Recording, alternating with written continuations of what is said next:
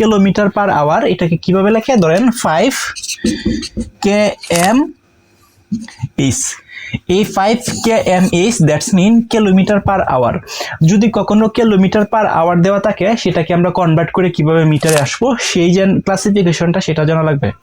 তার মানে kilometre per hour যদি দেওয়া থাকে তাহলে যত কিলোমিটার পার আওয়ার দেওয়া থাকবো, এখানে দেওয়া আছে কত 5 কিলোমিটার পার আওয়ার, এটাকে যদি আমি মিটারে আসতে চাই তাহলে 5 এর সাথে আপনি গুণ করবেন উপরে কত 1000 দিয়ে এবং এটাকে ভাগ করবেন 3400 দিয়ে। কেন 3400 দিয়া? কারণ আমরা জানি 1 ঘন্টা সমান 3600 সেকেন্ড। তার মানে যত কিলোমিটার পার আওয়ার দেওয়া থাকবো তার সাথে উপরে 1000 গুণ করবেন এবং নিচে সেটাকে 3600 সেকেন্ডে ভাগ করবেন, তাহলে হচ্ছে কিলোমিটার পার আওয়ার থেকে আমরা কনভার্ট হয়ে চলে আসবো মিটারে। আমরা এটাকে ক্যালকুলেশন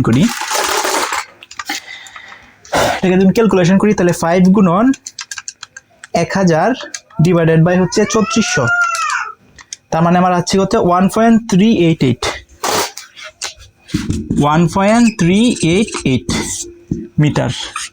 ওকে, তার মানে কিন্তু এটা আমরা কিলোমিটার পার আওয়ার থেকে কিন্তু আমরা মিটারে চলে আসছি।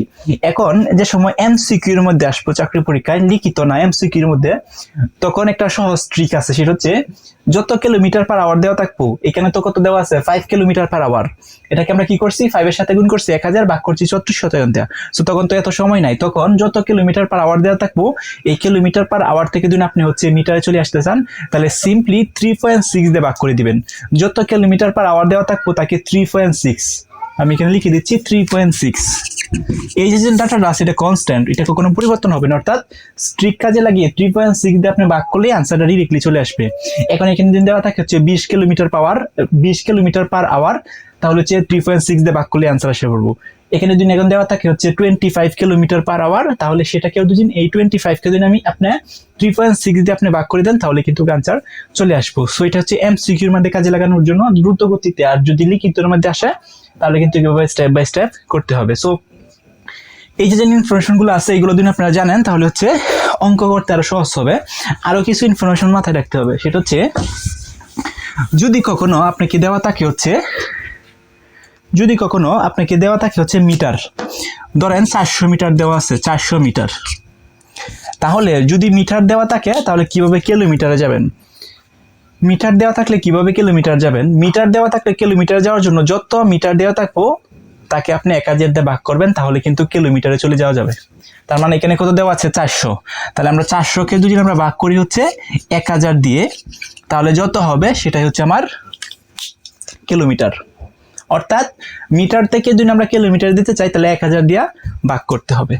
আবার যদি কখনো দেওয়া থাকে হচ্ছে শুধুমাত্র কিলোমিটার, ধরেন 2 কিলোমিটার 2 km, এই 2 km মানে হচ্ছে 2 কিলোমিটার। সো এই 2 কিলোমিটার থেকে যদি আমরা মিটারে আসতে চাই তাহলে সিম্পলি এই 2 এর সাথে আপনি 1000 গুণ করে দিবেন। 2 এর সাথে যদি আপনি 1000 গুণ করেন তাহলে এখানে কত হয়েছে 2000 হয়েছে, তার মানে হচ্ছে এখানে হবে কত 2000 মিটার। আমি আবারও বলতেছি, যদি শুধুমাত্র কিলোমিটার দেওয়া থাকে, কিলোমিটার থেকে যদি আমরা মিটারে আসতে চাই তাহলে যত কিলোমিটার দেওয়া থাকবো তার সাথে 1000 গুণ করলে আমরা মিটারে চলে আসবো। আবার যদি কখনো মিটারে দেওয়া থাকে, মিটার থেকে যদি আমরা কিলোমিটারে যেতে চাই তাহলে যত মিটার দেওয়া থাকবো তাকে 1000 দিয়ে ভাগ করতে হবে, তাহলে আমরা কিলোমিটারে দেওয়া চলে যাব।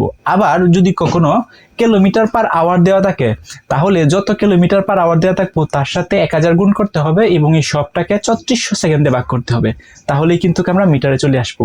এবং শর্টকাট যে ট্রিকটা সেটা হচ্ছে কিলোমিটার পার আওয়ার দেওয়া থাকলে সেটাকে শর্টকাটে করার জন্য আমাদের সিম্পলি 3.6 দিয়ে ভাগ করলেই আনসারটা চলে আসবো।